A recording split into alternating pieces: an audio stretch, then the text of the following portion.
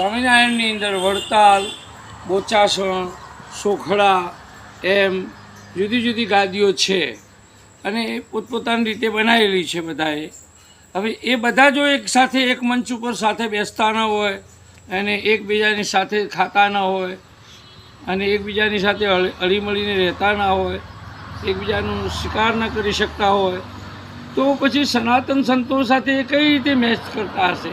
હા, પ્રમુખ સ્વામી મહારાજ, હરિપ્રસાદ સ્વામી મહારાજ, એ બીજા સંતો છે, અત્યારે મહંત સ્વામી છે, બધા સારું કામ કરે છે, સામાજિક કાર્યો કરે છે, સારી શિબિરો કરે છે, કેમ્પ કરે છે, એમાં ના નથી. પણ ઓવરટેક કરવાની સનાતનની કોશિશ કરે છે ને, એ તો કોઈ પણ નાના સાધુને ગમશે નહીં. અને આ બધા અંદર અંદર એક ના થાય તો અમારી સાથે કેવી રીતે એક થાય, એ પણ અમને એક સમસ્યા છે. એટલે એક સાધુ તરીકે હું તો નિવેદનો આપતો જ રહ્યો છું અને જુદા જુદા વિડીયો મૂકતો જ રહીશ.